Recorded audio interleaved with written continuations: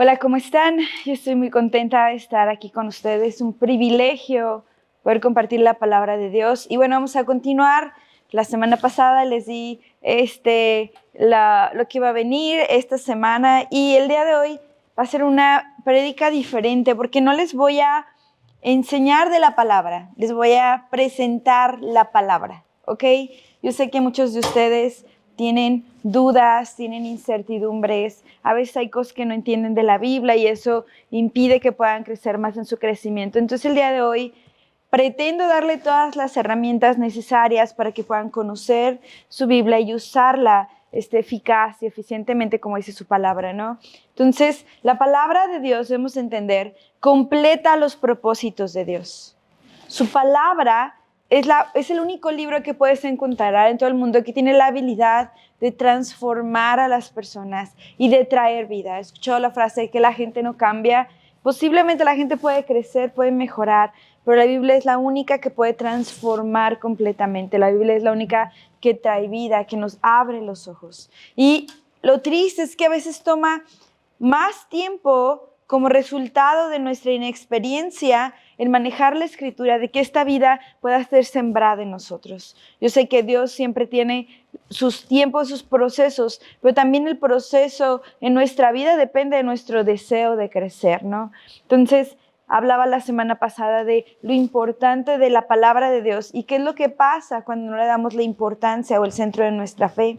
Entonces, cuando sabemos cómo interpretar la palabra de Dios, nuestras vidas van a ser impactadas por Dios mucho más rápido y mucho más significativamente, ¿no? No importa, han escuchado muchas veces la frase que no importa cuántos años tienes en Cristo, sino cuánto es la práctica que tienes, cuánto es lo que aplicas de la palabra, lo que te lleva a la madurez en Cristo, ¿no? Entonces, todas las ciencias, debemos entender algo, todas las ciencias tienen métodos y reglas que las gobiernan, ¿ok? Sabemos las matemáticas, la biología, cada una de las ciencias que existen, tienen reglas y métodos, y la interpretación bíblica no está fuera de esto, ¿ok? Es muy importante, hay reglas que deben seguirse para entender las escrituras correctamente, y la ciencia de la interpretación de la palabra se conoce como hermenéutica. A ver, repítanlo conmigo. Hermenéutica. Suena como llantas, algo que tenga que ver con neumáticos, pero en realidad es como este método para poder interpretar las palabras. Entonces, todo lo que les voy a hablar de hoy, yo les titulo el mensaje de hoy Conociendo la Escritura, y les voy a hablar básicamente de eso, de la hermenéutica, los fundamentos de la hermenéutica, ¿ok? Entonces, quiero que entiendas algo, que nosotros tenemos un encuentro directo con Dios cuando abrimos nuestra Biblia. Sí, a veces no vamos a sentirnos emocionalmente que está la presencia de Dios llenándonos, y a veces sí, pero siempre que tú estás con la palabra de Dios, tienes un encuentro con Dios mismo, ¿ok? Porque las palabras de la Escritura vienen de Dios mismo, ¿ok? Como Dios es verdad, entonces puede haber solo un significado original de lo que quiere decir el texto bíblico. ¿Qué quiere decir? La Biblia, eso es muy importante, no está sujeta a una interpretación personal, ¿ok? No quiere decir que la Biblia dice esto, para mí quiere decir que, y para esa persona puede querer decir otra cosa, pero para mí quiere decir, no, Dios siempre es el mismo ayer, hoy, por siempre, y lo que Él considera verdad está en los términos de Dios. Entonces, una regla general de hermenéutica es que la Biblia se interpreta con la misma palabra de Dios. El contexto completo de la palabra de Dios explica la palabra de Dios en sí misma, ¿ok? Entonces, puedes decir algo que no entiendes, ¿ok? ¿Qué dice el resto del consejo de Dios en su palabra? ¿Ok? Entonces, la verdad no cambia. Eso es muy importante porque ahora, como estamos en una sociedad que está en contra de todo lo que nosotros consideramos correcto. Ya de hecho la moralidad ya no tiene un sentido de bueno o malo, ahora ya es perspectiva, ¿no? De hecho hasta hay gente que dice, sobre todo las mujeres, ¿no? Pues abraza tu oscuridad y la única manera en que vas a superar eso es pues dejándote ir por todo esto negativo, ¿no? Ya no hay una cosa directa de la moralidad, de lo bueno, de lo malo, lo correcto, lo incorrecto. Ya todo depende de la experiencia de cada quien y de lo que cada quien crea que es correcto o incorrecto. Pero quiero que entiendas algo. La Biblia no cambia. la verdad no cambia. Si tú puedes creer que puedes volar, aviéntate de un edificio y la ley de la gravedad te va a decir la verdad, que no puedes volar. Obviamente hay reglas por encima de esto, ¿no? Pero yo quiero que entiendas eso, lo que significó para su primera audiencia hace miles de años, significa lo mismo para nosotros. No mentir es no mentir. No robar es no robar. Quiero que entiendas que nuestras circunstancias son diferentes, entonces pueden causar una aplicación diferente, ¿no? Por ejemplo, en el Antiguo Testamento hay muchas cosas que hablan acerca de la guerra, ¿no? Caerán 1000 a tu diestra y 10,000 a tu siniestra, pero a ti no te pasará nada. Por ejemplo, no estamos hablando del sentido literal de lo que ellos vivían, pero ellos literalmente en tiempos de guerra caían 1000 y 10,000 a su lado, ¿no? En la guerra. Entonces no vivimos en tiempos así, pero podemos entender el concepto de lo que quiere decir, ¿no? Y poder aplicarlo entonces a nuestras circunstancias, pero nunca va a cambiar lo que significa el texto en sí mismo, ¿ok? ¿Están todos conmigo? ¿Ok? ¿Están listos para aprender de hermenéutica? ¿Ok? Entonces, esta es la Biblia. Y la Biblia tiene una interpretación específica que se da de acuerdo otra vez al consenso completo de la palabra. Y también tenemos que entender lo que es lenguaje literario.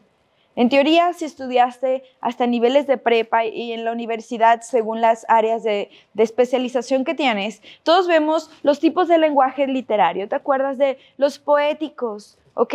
Los descriptivos, los biográficos? Todo este tipo de conceptos literarios, a pesar de que la Biblia es un libro sobrenatural, se escribe con los mismos sistemas literarios de cualquier otro libro.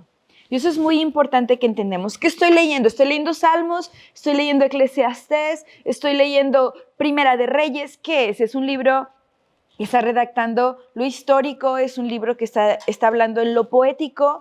Entonces, en base a eso, podemos tener la interpretación correcta, entendiendo el lenguaje literario que está hablando ese libro de la Biblia y el contexto. Entonces, vamos a empezar. Primera, lo más importante de la interpretación, para mi parecer, siempre tienes que regresar a esto, es la interpretación gramático-histórica. ¿Qué es lo que dijeron? ¿Qué dijeron? ¿Y por qué lo dijeron? ¿Ok? Tú puedes ver un ejemplo de esto. Hice algo muy similar en esto en la palabra del año. Cuando yo dije la palabra del año, vimos una palabra que era profética, muy específica, y entonces me tuve que ir a estudiar en por qué estaban hablando de esto, ¿no? Y qué quiere decir para ellos lo que estaban diciendo. Entonces podemos entender el proceso de Dios. Pueden checarlo, les puede servir mucho para tener un énfasis en este tipo de interpretación. Entonces, para encontrar el significado, tenemos que seguir este formato gramático histórico. ¿Qué es lo que el autor del texto quiso decir cuando lo escribió?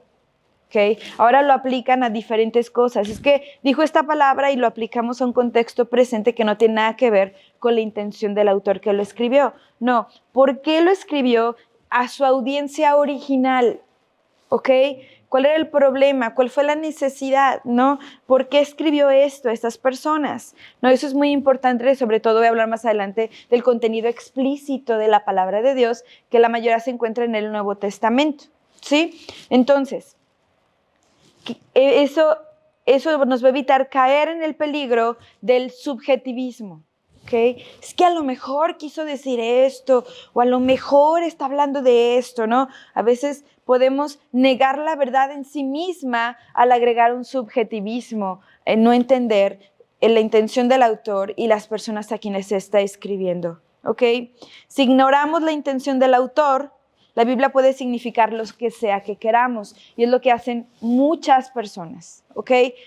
Si no entendemos el autor, yo puedo leer algo y tomarlo, afianzarlo a mi vida y que no tiene nada que ver con el contexto, no tiene nada que ver con la intención del autor, ¿no? Entonces podemos caer en varias trampas, ¿no? Las divisiones en la iglesia vienen de esto, del subjetivismo bíblico, ¿ok? Toda la barbaridad que se usó y que en el nombre de la palabra de Dios en siglos anteriores, porque tomaron un versículo y lo llevaron a cabo sin entender el contexto de la palabra completo, ¿no? Hay gente que toma una parte y todo lo demás lo bota, ¿no? Entonces es muy peligroso. Las divisiones, las sectas, como los mormones, los testigos de Jehová, que salieron del cristianismo, están en esto, tomaron una escritura, después tomé una escritura subjetivamente y añadieron una verdad a esto, hicieron una doctrina fuera de la palabra. En base a eso te podemos dar más detalles, y el maestro Milton tiene unas enseñanzas buenísimas en esto también, ¿no? Y aún me atrevo a decir que las denominaciones cristianas son subdivisiones de la iglesia cristiana por causa del subjetivismo, ¿no? Y ahora tenemos una moda, sobre todo en Estados Unidos, y recuerden que lo que va a Estados Unidos baja a México en diferentes generaciones. Ahorita está la prosperidad era popular en los 90s y los 2000 en Estados Unidos, esta falsa doctrina, y ahora está súper popular en México, ¿no? Yo creo, y lo que ahorita está pegando Estados Unidos fuertísimo es el deconstructivismo, que quiere decir que toda la palabra es subjetiva a mi perspectiva. Aún puedo desacreditar la palabra si no me agrada lo que dice la palabra. Y aún así, poder seguir diciéndome cristiano, seguir diciendo creer en Cristo. Entonces imagínate, ¿no? Hasta dónde llega el subjetivismo en esto. A mí no me gusta lo que dice Pablo de las mujeres, lo voy a quitar. No, a mí no me gusta lo que dice Jesús aquí, que toma tu cruz, entonces eso significa que debo de abrazar la idea de la cruz, no precisamente sufrir, ¿no? Todas esas ideas son muy peligrosas, y sobre todo la transgiversación de las escrituras son prueba de esto. He escuchado a alguien que usa las escrituras para atacarle, pero está completamente fuera de contexto, ¿no? Entonces, muy importante, y yo quiero que leamos 2 de Timoteo 2:15, dice: esfuérzate para poder presentarte delante de Dios y recibir su aprobación. Sea un buen obrero, alguien que no tiene que avergonzarse y que explica correctamente la palabra de verdad, ¿ok? La interpretación bíblica tiene que entender el contexto histórico, contexto geográfico, dónde estaban estas personas, contexto espiritual y también la inspiración que puede dar a nosotros sin lo contextual, ¿ok? Es muy importante, hay que cuidar mucho el reduccionismo. ¿Qué quiere decir el reduccionismo? Que creamos una verdad absoluta sin todo el contexto en los otros libros o versículos, ¿no? Voy a dar algunos ejemplos y algunos son polémicos, como el simple hecho que yo esté parando aquí enseñándote, ¿ok? Eso es algo que se ha debatido por mucho tiempo. Tenemos que entender la autoridad intencional del autor. Entonces, cuando leemos la Biblia, debemos de orar: Señor, danos el espíritu del autor, no solo sus palabras, no solo lo que tiene que decir, porque a veces nos enfocamos solo en lo que dice y lo hacemos una ley de imposición, de manipulación. Y en eso se convirtieron los fariseos. Ellos conocían la palabra de un pie a otro, pero nunca tenían el espíritu del autor y mucho menos el corazón de Dios en esas escrituras, ¿no? Entonces, las personas que yo conozco que son más soberbias en cuanto a lo que saben de Dios son las personas más legalistas y que carecen más de las esenciales del amor de Dios: el amor, la paz, la misericordia, ¿no? La bondad, la templanza, todos estos frutos del Espíritu. Entonces, siempre debes de entender esto. La importancia del método gramático histórico en su insistencia es la interpretación literal, ¿ok? Literal. Y ahorita te voy a decir, hay cosas literales que no debemos tomar literales. Por eso, en lo literal debemos de entender qué tipo de lenguaje estamos usando, qué tipo de lenguaje literario. Eso se refiere también lo que es lo literal. ¿Ok? Demanda que tomemos en cuenta las diferentes formas de la literatura en cuanto leemos la Biblia. ¿Ok? En la Biblia un sustantivo es un sustantivo y un verbo es un verbo. Y lo interpretaríamos como lo haríamos cualquier otra forma de la literatura. ¿Ok? Entonces, todos están conmigo con esto, gramático histórico. Ok, vamos al primero. Quiero hablarte de las formas básicas de la literatura bíblica. Primero, quiero hablarte del lenguaje fenomenológico. Suena casi como un trabalenguas, ¿no? Lenguaje fenomenológico. Este lenguaje describe cómo las cosas parecen de acuerdo a nuestra perspectiva y no necesariamente están estableciendo un hecho científico. Muchas personas desacreditan la Biblia porque no entienden este principio bastante fundamental, ¿ok? Por ejemplo, al decir que el sol sale para buenos y malos, a menos que entendamos el lenguaje fenomenológico, podríamos concluir que la Biblia dice que la Tierra es el centro del universo, ¿ok? Y eso sería una interpretación errónea. Lo que está hablando el autor es de acuerdo a la experiencia que él está viviendo, ¿no? ¿Cuántos poetas han dicho, sale el sol, se mete el sol y nunca lo cuestionas? Porque entiendes que él dice, para mí como ser humano, yo veo que el sol sale y que el sol se mete en mi perspectiva. Entonces muchas veces los autores están escribiendo algo de la manera en la que lo están viviendo. ¿Ok? Eso es muy importante que lo entendamos en cuanto al lenguaje fenomenológico. Cuando entendemos que la Biblia enseña cosas de acuerdo a la apariencia, entendemos que no está diciendo que somos el centro del universo, sino que explica las cosas de acuerdo a nuestra experiencia del amanecer como seres humanos. ¿Ok? Dios nos va a explicar las cosas de tal manera que nosotros podamos entenderlas al nivel del conocimiento de la humanidad.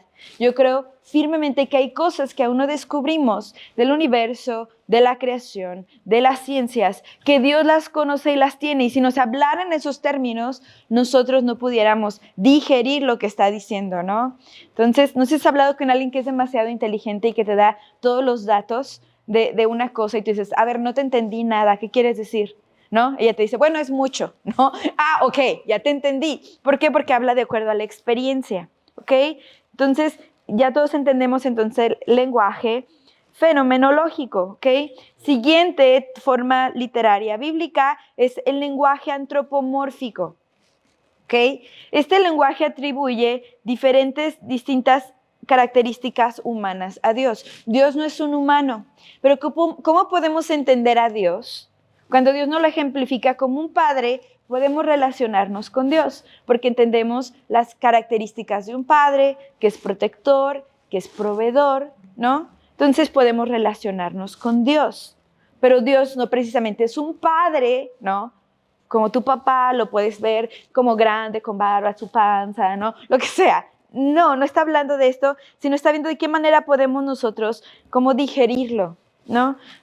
¿Cómo podemos leer algunas escrituras que dice el dedo de Dios escribió sobre una pared, ¿no? ¿Dios tiene dedo? Posiblemente no, pero es una manera en que podemos entenderlo y podemos asimilarlo, en que Dios está escribiendo algo, porque es la manera en que nosotros escribimos, ¿no? Cuando la Biblia describe las cosas de esta manera, no está diciendo que Dios tiene partes físicas como los seres humanos, porque ahí podemos ir otra vez, nos podemos ir hasta herejías, ¿no? Solo describe las cosas de tal manera que nosotros podamos relacionarlas, ¿ok? Los mormones, que es una secta, han enseñado que Dios tiene un cuerpo y como resultado de esto hay infinidad de herejías que salen de esta mala interpretación de Dios porque no entienden el lenguaje antropomórfico. Igual también, ¿no? Decimos que el Señor me cubre con sus alas. ¿Sí has escuchado esto? Entonces, hablando de alas, nos estamos imaginando, imagínate un pajarito que está esperando a su mamá, llega la mamá y las alas lo cubren, lo protegen por completo. Entonces, entendemos el significado sin que quiera decir literalmente que Dios tiene alas. ¿Ok? La ciencia moderna y las matemáticas nos permiten hablar en gran precisión de acuerdo a lo que sí sabemos. La verdad, para ser entendida, no siempre demanda la precisión de la ciencia moderna. Hay verdades que son verdades, pero no te las puedo explicar con datos detallados, pero con un ejemplo claro, ¿no? Jesús eso hizo en las parábolas. Había verdades muy profundas que la gente no podía entender, entonces lo usaba con parábolas, ¿no? La semilla, por ejemplo, ¿no? El reino de Dios es como un árbol, ¿no? Que crece y que vienen los pájaros. Entonces tenemos que plantar árboles porque los árboles son el reino de Dios. Hay gente que interpreta la palabra así porque no entiende de literatura básica, ¿ok? La verdad, para ser entendida, entonces podemos usar aproximaciones, estimados y otros usos del lenguaje que también son correctas descripciones del universo, ¿no? Entonces tenemos Josué 10, 12 al 13, quiero que lo pongan en la pantalla, no lo voy a leer, pero habla de esto, ¿no? De cuando Josué le pidió algo a Dios y le dijo que el sol se detenga y la luna y etcétera, entonces el sol se detuvo y la luna se quedó. Nosotros entendemos que el sol no se detiene como tal y la luna sino nosotros, la tierra, es la que se detendría en este ejemplo. ¿Ok? Entonces, eso es muy importante que entendamos. ¿Están todos conmigo? Sí. Ok, vamos a la siguiente, vamos a la hipérbola. ¿Qué es la hipérbola? La hipérbola es una exageración intencional usada para hacer un punto. ¿Ok? No es una distorsión, muy importante, no es una mentira, sino está haciendo una declaración de un hecho. ¿Ok? Un ejemplo de hipérbola le encontramos con la semilla de mostaza.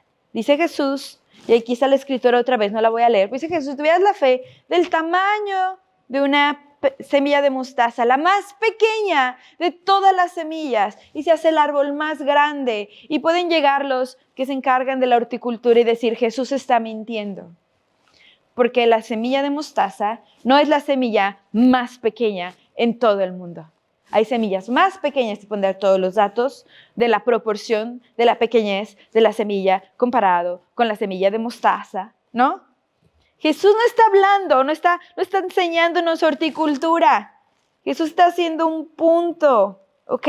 Entendemos la hipérbola y pudiéramos decir que Jesús está en un error, ya que hay semillas más pequeñas. El objetivo primario de Jesús no era dar un dato preciso de horticultura, sino que el reino de Dios, que empieza muy pequeño y crece muy grande, ¿ok? Igual que la fe, empieza muy pequeña, crece muy grande, ¿ok? Imagínate cuando se acerca a Pablo y dice, no, pues, Pedro, ¿cuántas veces debemos perdonar? ¿Hasta 7? Y Jesús, ¿qué le responde? Hasta 70 veces 7. Está usando ¿qué está diciendo? Cuenta cuánto es 70 veces 7 y es la vez que tienes que perdonar. ¿Qué estoy diciendo? Tienes que perdonar muy por encima de lo que tú te crees capaz de perdonar. Eso es lo que está diciendo Jesús. Entonces es muy importante la hipérbola y eso se aplica otra vez en la literatura muchísimo. ¿Por qué muchas personas no entienden el Apocalipsis, por ejemplo? ¿Ok? Porque cuando Juan estaba en su experiencia, en su visión, no sabemos, dice en algunas partes, si fue arrebatado y estuvo ahí físicamente o tuvo visiones, o hubo un conjunto de ambas, pero él empieza a narrar cosas que nosotros no entendemos porque él tampoco las entendía, eran la verdad de Dios vista desde sus propios ojos, las criaturas, los ángeles, el cielo. Entonces él usaba cosas que él pudiera entender para tratar de relacionar, y entonces no, esto está muy raro, no lo entiendo. Imagínate si todas las verdades de Dios nos las explicara con la precisión de Dios mismo. No entenderíamos muchas cosas, pero para Dios es importante que entendamos la verdad por principio, ¿sí? A veces no por precisión, porque la precisión de Dios supera nuestra mentalidad, nuestra capacidad. ¿Ok? ¿Están todos conmigo? Sí. Ok, entonces vamos a la siguiente, la metáfora. ¿Ok? La metáfora es el lenguaje que hace comparaciones implícitas usando una palabra o frase que ordinariamente se designa otra cosa. Por ejemplo, Jesús dijo en Juan 17, y otra vez quiero que pongan la escritura, no la voy a leer, pero ustedes pueden leerla. Jesús dice, yo soy la puerta de las ovejas. Le está usando una metáfora. ¿Ok? Hay gente que va a decir, es que Jesús está loco porque él está diciendo que está hecho de madera y que tiene bisagras. No, Jesús está usando una metáfora muy importante porque nos está diciendo cómo se usa una puerta. Una puerta se usa para abrir, dar acceso a un lugar completamente diferente de donde estás. ¿Ok? Cuando está usando Jesús la metáfora de que es la puerta, nos está diciendo que la entrada a la presencia de Dios es a través de Él. Muy parecido como lo hacen las puertas que permiten a las personas tener acceso a diferentes áreas. ¿Ok? Esa es una metáfora. ¿Están todos conmigo? ¿Estás pensando? Quiero que mientras yo estoy platicando te pienses en otros ejemplos bíblicos de las metáforas, de las hipérbolas, ¿no? Ok, vamos a la siguiente, personificación. Esta se usa muchas veces, sobre todo en las lecturas poéticas. Ok, lenguaje que se usa para dar una descripción personal de cosas impersonales. Ok. Una clara ilustración está en Isaías 55:12. Quiero que la vean la escritura. Este versículo habla acerca de las montañas cantando y los árboles aplaudiendo. ¿Ok? Obviamente, Isaías no piensa que las montañas cantan y los árboles aplauden, porque entonces estaría en un hospital psiquiátrico, ¿ok? Sino que toma una licencia poética para expresar vividamente el tremendo gozo que va a venir cuando la gente de Dios se arrepienta y regresa al Señor, ¿no? Cuando escuchamos y vemos la naturaleza, podemos asimilarlo con acciones de gozo, que es cosas, sonidos que producirían los seres humanos de gozo, ¿no? Y muchos críticos de la Biblia, tratan de leer la Biblia diferente a cualquier otro escrito, ¿ok? La leen, la desacreditan, dicen que es una mentira, porque no entienden, y si leyeran cualquier otro libro, no lo desacreditarían porque entenderían estos fundamentos, ¿ok? Es muy importante. A veces el pasaje es como lo que leímos de Mateo 13, 31 y 32 de la semilla de mostaza, son vistos erróneamente como un ejemplo de error de escritura. Por eso es tan importante entender el lenguaje literario, ¿no? Estas siguientes reglas son importantísimas en la hermenéutica, lo que les voy a hablar ahora, ¿ok? Yo creo que donde el dicho que dice, donde la puerca torció el rabo, ¿no? Donde las cosas empiezan a salirse de control es en estos dos, ¿ok? Estas son importantísimas en la hermenéutica para evitar interpretaciones esotéricas o místicas de la Biblia, ¿ok? Porque la Biblia habla de cosas bastante fascinantes que podemos tomarlas y usarlas de una manera bastante inadecuada, ¿sí? Entonces voy a hablar acerca de lo que es explícito y de lo que es implícito, ¿ok? Es lo mismo que en el lenguaje coloquial, es lo mismo que usamos en cualquier libro. Hay cosas que son explícitas y hay cosas que son implícitas, ¿ok? La Biblia contiene una variedad de géneros literarios. Algunos son doctrinalmente más explícitos que otros, como las epístolas del Nuevo Testamento.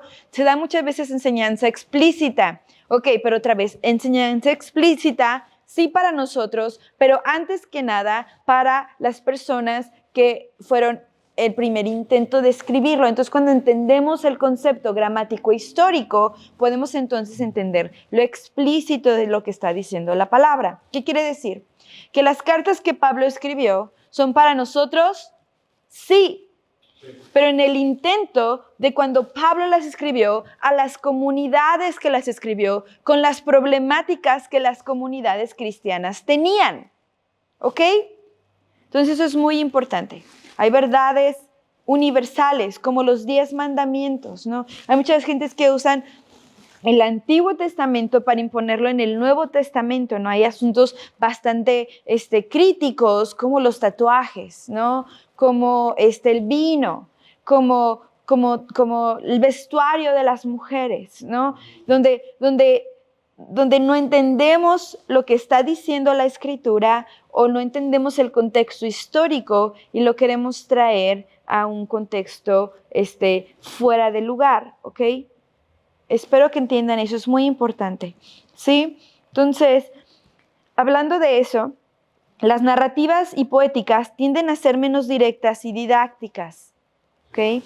No puedes hacer una enseñanza sólida física acerca de cosas solamente basándote en textos poéticos, ¿ok? Eso porque, ay, no, aquí dice que yo soy como el mar, ¿no? Por ejemplo, entonces el mar es libre y va y viene, entonces yo puedo hacer lo que yo quiera y siempre voy a regresar a mi punto de origen.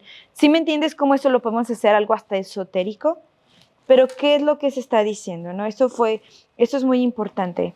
Y sí quiero detenerme en esto, ¿ok? Entonces, tenemos que para que hagamos las referencias implícitas, tenemos que determinar cómo estas referencias implícitas ayudan a nuestro entendimiento, pero luego vamos a enfocarnos en lo explícito de Dios, ¿ok? Esto es muy importante, ¿ok? Vamos a ver, entonces, yo les quiero dar 2 ejemplos, ¿sí? Uno, yo lo leí cuando yo era nueva en Cristo y lo leía varias veces, mira, me chocaba bastante, ¿ok? Y eso es acerca de Dios. No que me chocaba Dios, me chocaba esta idea de leer la Biblia. Que hay varias veces en Génesis, en Jonás, donde dice que Dios se arrepintió. ¿Ok? Entonces, cuando yo leo esto, digo, ¿Dios se equivocó entonces? Entonces, ¿Dios no sabía qué iba a pasar? ¿No? Entonces, ¿puede hacer Dios llamarme y después arrepentirse de haberme llamado porque se equivocó? Entonces, ¿Dios no conoce el futuro? Ok, debemos de entender el contexto. Okay. Dios sabe todo lo que va a pasar y aún así no nos quita nuestro libre albedrío, porque está la otra parte que como Dios conoce todo y predetermina todo, aún los que van a ser salvos van a estar predeterminados. Cuando la Biblia explícitamente dice que el objetivo de Dios es que todos reciban salvación, aunque Él ya sabe quiénes van a hacerlo y quiénes no por su infinita sabiduría, y eso no le quita a Dios su soberanía. ¿Ok? Pero imagínate eso, yo quiero que entiendas algo. Lo que está dando a entender el autor cuando dice que Dios se arrepintió era que la intención de Dios era moverlos a algo que él sabía entonces que iba a tener un resultado diferente. ¿Sí me entienden? No he perdido a nadie. ¿Ok? No, y vamos a es una aseveración implícita. Lo que estoy haciendo, el decir que si Dios se arrepintió, quiere decir todas estas cosas, no, entonces voy a todo el consejo de la palabra cuando dice la palabra de Dios y explícitamente que Dios no es hombre para que se arrepienta, ¿ok? No se equivoca, pero cuando la Biblia habla de esto, está diciendo entonces que Él sabía lo que iba a pasar, pero hay ciertas consecuencias que vienen y nos da la libertad de arrepentirnos o no, ¿ok?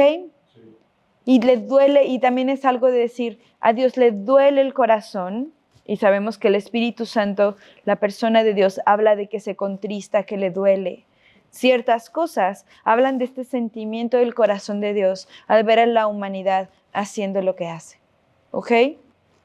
Otro ejemplo de esto, cuanto a lo implícito y lo explícito, es el papel de las mujeres en la Biblia. ¿Ok? Yo no quería hablar de esto, pero yo creo que es muy importante porque yo estoy parada aquí. Y yo estoy parada aquí va a causar en algunas personas una incomodidad porque van a lo que les dice Pablo, que las mujeres no se les permite hablar, enseñar ni tener autoridad sobre otros hombres en la iglesia. ¿Ok? Sino la mujer debe aprender en silencio, con sumisión. ¿Ok? Entonces tú puedes decir, bueno, pues Pablo está hablando explícitamente aquí que tú debes de sentarte y callarte, Laura. ¿Ok? ¿A quién le está escribiendo Pablo esta carta? ¿Por qué les escribió esta carta? En alguna habla a Timoteo y en otra les habla a los corintios. Recuerden que en la adoración de estos lugares paganos era a la diosa Diana, donde las mujeres no tenían ningún derecho, eran mujeres incultas, ¿ok? Y las mujeres que tenían un papel en el templo como sacerdotisas se empoderaban a los hombres, pero a través de la lujuria, había prostitución y había todo un tipo de desastres, mientras que en las religiones como más conservadoras, por así decirlo, las mujeres no tenían lugar. En Corintio pasó algo histórico que nunca había pasado en su ciudad, nunca en la vida, donde las mujeres tenían acceso, porque la Biblia también dice que ya no hay griego, ya no hay judío, ya no hay esclavo, ya no hay libre, y en este contexto es diciendo ya no hay diferencias, ¿ok? Podemos irnos también en lo que Pablo también escribe en el libro de Romanos, en el capítulo 16. Pablo está hablando de una lista de personas que son sus colaboradores en la fe. Incluye mujeres, para empezar, la persona que traía la carta, que se encargaba de darla y explicar lo que significaba, era una mujer, ¿ok? Entonces Pablo habla de diferentes mujeres que tenían funciones importantes en la iglesia. Tenemos el caso de Priscila y Aquila, eran un matrimonio. Y primero Pablo se dirige a Priscila y luego a Aquila. Y era tan importante la misión, la función de estas dos personas y de esta mujer, que Pablo les encarga discipular a Apolos. Y como ustedes, si leen la escritura, se encargan de ver, podrán ver que Apolos era un gran hombre que predicaba y que muchas personas lo comparaban con Pablo, ¿ok? Tenemos en el Antiguo Testamento que había mujeres que se levantaban para liberar a una nación. Tenemos el caso de la profetisa. Tenemos el caso de Ruth, el caso de Esther, el caso de tantas mujeres en la palabra que profetizaban, se les llamaba profetiza, es el sinónimo femenino de profeta, profetiza, y aún Pablo también habla en el Nuevo Testamento acerca de una familia que había hijas y todas profetizaban, ¿ok? Entonces, no podemos agarrar una sola sección de la palabra sin estar en todo el contexto, ¿ok? Entonces, eso no quiere decir que cualquier mujer tiene la capacidad de enseñar, pero una mujer capacitada y llamada por Dios sí puede hacerlo, si está en sumisión con su esposo, ¿ok? Aunque la Biblia también dice, sométanse unos a otros, quiere decir que no solamente las mujeres someten a los hombres, sobre todo aquellos que están en tu autoridad, con el caso de tu esposo si estás casada, el caso de tu padre si eres soltera, pero también habla acerca de un sometimiento mutuo de todos aquellos que nos llamamos creyentes, ¿ok? Entonces, una doctrina que se infiere de un solo texto no puede ser verdad si contradice la enseñanza explícita o implícita de otros textos, ¿ok? Eso es muy importante, ¿no? Por ejemplo, si es que una mujer no debe pararse en un púlpito para enseñar, escuché una vez esto, ¿ok? Los púlpitos no existían en el Antiguo Testamento. Si una mujer no tiene la capacidad de enseñar en ninguna manera, tampoco debería estar con los niños. Y en iglesias que profesan que una mujer no debe enseñar públicamente, son maestras de ministerio de niños. Porque el púlpito es una obra creada para poder traer atención y el simbolismo de la importancia de la predicación, pero no fue algo que está explícito en la Biblia, nunca se habló en la Biblia de un púlpito, ¿ok?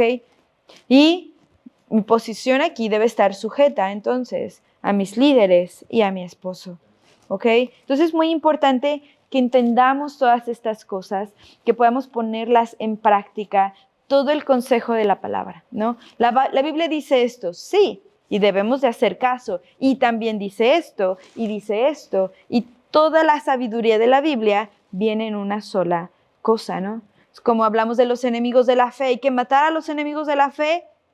Ahí dice que hay que destruirlos en el Antiguo Testamento, pero dice Jesús que nuestras armas son diferentes, son poderosas en Dios y útiles para destruir fortalezas, y nuestras armas son la oración. La Biblia nos llama a perdonar, la Biblia nos llama a amar a nuestros enemigos, ¿ok?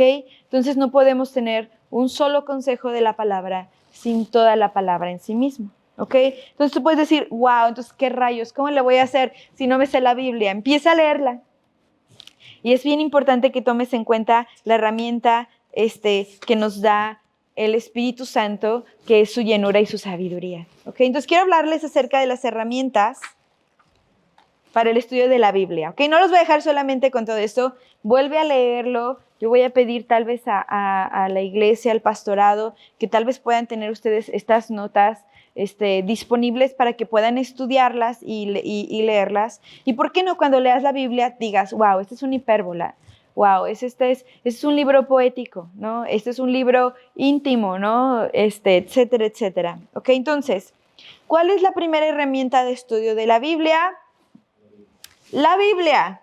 Hay muchísima gente que lee todos los libros del mundo que le enseñan a interpretar esto. No puedes aprender la palabra a través de los ojos de alguien más. Debes de aprender la palabra a través de lo que está en ti y de lo que Dios quiere revelarte a través de su palabra. Sí, es muy importante. Algunas traducciones pueden ser más entendibles que otras. La traducción en español más popular que hay es la Reina Valera 60, aunque usa palabras muy rebombantes, espero que haya dicho el término correcto, o sea, muy complicadas, ¿no? Muy profundas, que ya no usamos en esto. Entonces, lo puedes entender, sí. A mí me gusta mucho la Reina Valera, esta es mi base. Ahorita les voy a explicar por qué.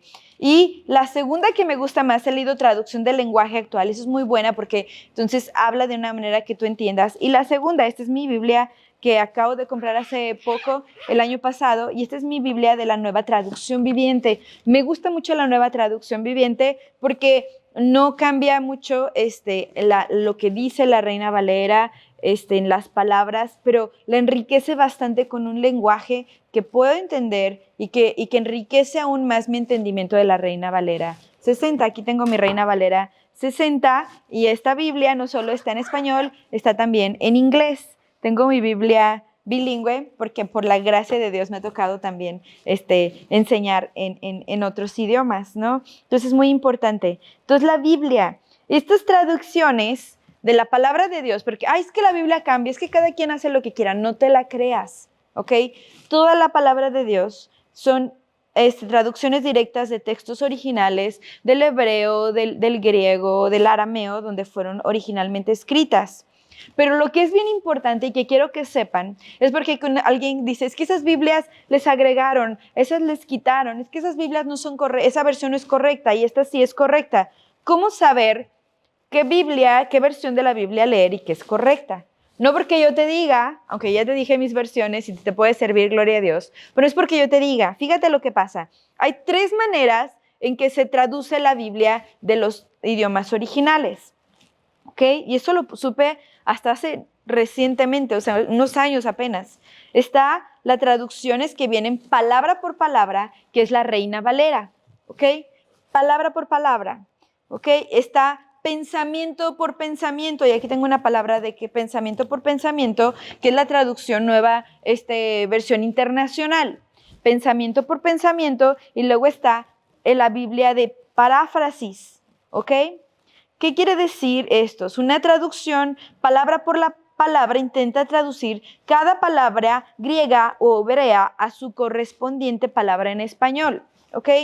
Sin embargo, algunos consideran que una traducción palabra por palabra es más difícil de entender porque tienes que leer algo, luego te quedas clavado en algo y no lo entiendes y puede ser que el contexto no te lo dé completo, ¿ok? Por eso a veces te cuesta trabajo leer la Reina Valera, sobre todo cuando se trata de figuras retóricas que no se usan en la cultura moderna, ¿ok? La Reina Valera es un ejemplo de esto, que para mí me gusta mucho la traducción viviente porque hacen muy buena traducción en esto, ¿ok? Entonces, las traducciones de pensamiento a pensamiento buscan expresar el significado de cada oración o párrafo del idioma original, ¿ok? Es una manera muy sencilla de entender, pero ojo, el caso de la nueva versión internacional no está traducido palabra por palabra. Entonces puede cambiar unas palabras por otras porque te quiere dar lo que quiere decir, pero no lo que está diciendo, ¿ok? Estos tipos de Biblias son muy buenas si quieres estudiar un capítulo en una palabra por palabra, luego pensamiento por pensamiento para profundizar en lo que quiere decir algo. Pero yo no te recomiendo este tipo de traducciones como tu base de la Biblia, ¿ok? Eso es muy importante. Sí, entonces, lo hacen, es más sencillo de entender, es más actualizado, no tienen la obligación de traducir cada palabra, por lo tanto, este tipo de traducciones no deben utilizarse exclusivamente para estudio doctrinal, sobre todo. No puedes sacar tu doctrina de una traducción pensamiento por pensamiento, ¿ok? La más conocida, nueva versión internacional, ¿ok? Y después tenemos la traducción parafraseada. La parafraseada tiene como objetivo principal transmitir la Biblia en el lenguaje de una manera mucho más sencilla y fácil de entender, sin importar las expresiones literales o incluso las ideas de los idiomas originales. Ahora tú entiendes cómo yo tengo un problema con este tipo de interpretación, ¿ok? Puedes tener una idea, pero tú te puedes ir con tu idea y aquí depende de los autores, pueden meterle, como tienes esta libertad de traducción, pueden meterle sus propias ideas a lo que está diciendo la palabra y como no están usando palabra con su traducción literal, puede ser también tomen alguna licencia poética, por así decirlo, donde dejen márgenes mucho más amplios para ideas religiosas que pueden ser personales, ¿ok? Entonces es la Biblia. ¿Qué tipo de Biblia tienes? ¿Cuál es la traducción que tienes? Es importante. Si no tienes, te invito a que compres una. Yo te di las que a mí me gustan más, pero hay algunas buenísimas. E investiga cómo es esta traducción palabra por palabra, pensamiento por pensamiento, o es parafraseada, ¿no? Creo que hay una que hasta creo que está rapeada, literalmente es como un rap, ¿no? Creo que es la Biblia de Pasión, la Biblia de la Pasión es una versión en inglés. Entonces tenemos primero la Biblia. Segunda herramienta de estudio, tenemos las concordancias. Yo no tengo una concordancia porque antes las imprimían y las concordancias estaban así. No, sí tengo una. Aquí está mi Biblia de concordancia. ¿Ok? Es mi Biblia, no es de referencia. Las concordancias, escúchame, te ayudan a encontrar la localización de un versículo bíblico. Si conoces una parte de lo que dice, también te ayuda a encontrar un tema a través de toda la Biblia y las partes que hablan al respecto. Y hay muchas impresas que son como así. Yo creo que están casi del tamaño del libro de cómo entender a una mujer. Las concordancias son gigantes. Esta es una Biblia de concordancias, pero también es de referencias que son muy similares. ¿Okay? Concordancia es increíblemente largo porque piensas en una palabra y te da todos los versículos donde viene esa palabra o una idea, ¿no? Todos los versículos en toda la Biblia. Entonces tengo aquí, por ejemplo, mi Biblia Thompson. A mí me encanta esta Biblia, tomé un curso, lo tomamos hace varios años, Natán y yo, fue un curso de fin de semana, donde todo el día estábamos en el curso, toda la noche teníamos que preparar una presentación de un versículo bíblico y eran hojas y hojas y hojas, porque para poder hacer este ejercicio después podíamos enseñárselos, está buenísimo. Yo creo que en un versículo hacía cerca de 10 a 20 hojas de escritura para poder explicar lo que estaba diciendo. Y aquí te habla acerca, por ejemplo, cada versículo te habla, por ejemplo, concepción y te vas a la idea de concepción. Estoy aquí en San Mateo 1, por ejemplo, de cómo Jesús nació y va a todas las referencias y las concordancias donde se habla acerca de la concepción de Jesús y tal vez concepción de algunas otras personas y lo que hizo Dios, ¿no? Entonces, compromisos matrimoniales, por ejemplo, habla de José y María y cómo eran en ese tiempo y te da todo un contexto de lo que dice la Biblia en esa idea específica, ¿no? Entonces, son buenísimas si quieres meterte en un tema específico, si quieres estudiar algo libro por libro para entenderlo. Eso, lo que te decía, una idea en la totalidad de la palabra de Dios. Ok, eso es buenísimo. Entonces, está el diccionario bíblico en internet que te da definiciones y también tienen atlas de mapas. Les quiero enseñar los mapas, porque recuerden que cuando nosotros interpretamos la palabra de Dios, debemos de entender también el contexto geográfico. ¿Dónde estaban? ¿Cómo vivía esta gente? ¿No? Estaban en tiempo de hambre, ¿no? ¿Por qué el maná era tan importante? ¿No? Este tipo de cosas son muy, muy buenas, ¿no? Entonces, yo sí te recomiendo, en serio, terminando el servicio hoy o ahí estás viéndolo en línea, compra una Biblia de estas. La Thompson es buenísima. A nosotros nos salió casi como un regalo, pero nos costó aprenderla. Pero la verdad me sirve mucho. Entonces dices, ay, Laura, ¿cómo sabes tanto de la palabra? No sé, en mi estudio lo que dice la palabra, ¿no? He leído bastante acerca porque amo la palabra, ¿no? Entonces, está en la Biblia de los comentarios y aquí tengo esta Biblia, ya se la había enseñado. Les digo, no la leo tanto porque es nueva versión internacional, aunque he leído nueva versión internacional, pero la Biblia con comentarios es una Biblia que, bueno, quiero que entiendas, la Biblia tiene una autoridad infalible, ¿ok? En la iglesia. La Biblia está sobre cualquier idea, cualquier persona pueda decir, ¿ok? Pero hay personas de Dios que han estudiado la Biblia y que Dios les ha revelado cosas y han escrito lo que Dios les ha revelado acerca de la Escritura, cómo lo han aplicado ellos a su vida. ¿Ok? Entonces, una Biblia con comentarios es muy importante porque puedes aprender de hombres y mujeres de Dios. En el caso de la Biblia Thompson, también tiene comentarios. Se llama Biblia Thompson porque Thompson leyó la Biblia y se encargó de hacer todas las referencias que les digo, todas las concordancias y aparte se puso a hacer enseñanzas de todo lo que aprendió. Yo creo que este hombre vivía en la Biblia, o sea, no tenía tiempo para hacer otra cosa, ¿no? Entonces, es importante que una Biblia con comentarios porque nos ayudan a ver lo que la iglesia ha aprendido acerca de la Escritura. Esta, por ejemplo, es una Biblia que se llama El poder de una mujer que ora, ¿ok? Y la mujer se llama Stormy O'Martian y como puedes ver, mira, yo puedo abrir el Salmos y aquí me enseña cómo orar los Salmos. Esta Biblia se enfoca en los Salmos. Al inicio de la Biblia, de cada libro de la Biblia viene una idea de lo que es, de lo que es la Biblia y cómo orar ese libro de la Biblia, ¿no? Que podemos aprender y cómo orarlo, y también tiene enseñanzas o comentarios acerca de lo que estás leyendo en la Escritura, ¿no? Por ejemplo, aquí, en base a lo que estamos leyendo en Segunda de Reyes, aquí dice, usted tiene un propósito importante y lo puedes leer, ¿no? Entonces, eso enriquece bastante todo lo que Dios quiere hacer en tu vida. Entonces, ¿cómo leer la Biblia? ¿Cómo empiezo a leer la Biblia? ¿Qué libro leo primero?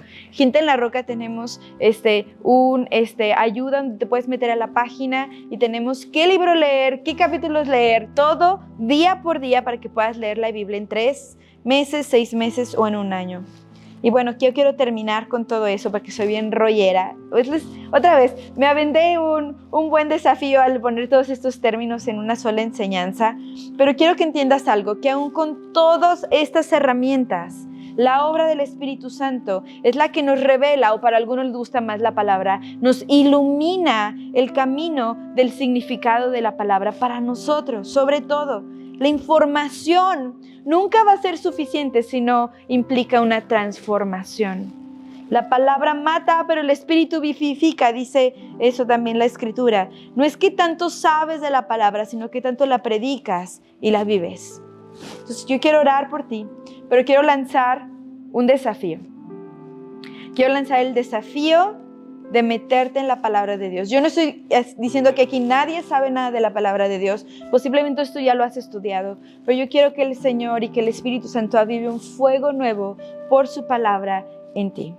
Y si tú estás dispuesto a meterte, a empaparte de la palabra de Dios, yo quiero orar por ti. Si no estás seguro, yo quiero orar también para que el Señor te pueda dar este deseo. Dice que Él pone el querer y el hacer, ¿no? Y no solo hacerlo. Tal vez tú conoces mucho de la palabra, pero no la has aplicado. Que el Señor te dé la fe que necesitas para poder aplicar la palabra de Dios. Pero es esta persona, quiero que te pongas de pie, te comprometas con el Señor y por favor ya cómprate una Biblia decente, por así decirlo, ¿ok? Y pues vamos a orar. Señor, gracias por tu palabra. Gracias porque eres tú mismo hablándonos cada vez que abrimos este libro maravilloso. Danos la sabiduría para quitar el orgullo humano, las instituciones humanas, las intenciones secundarias al leer tu palabra y solo leerla por lo que es, la verdad, sin alterarla, sin justificarla, sin minimizarla, sino aceptarla tal y como la dices, Señor, porque queremos ser más como tú. Yo oro por cada persona que está comprometiendo de verdad a estudiar tu palabra, que este va a ser el principio de muchas obras maravillosas sobre su vida, sobre su familia. Y gracias por todo lo que haces y lo que vas a hacer a través de tu palabra, y que tus propósitos están aquí escritos y están disponibles para nosotros. En el nombre de Cristo Jesús, amén. Que Dios les bendiga.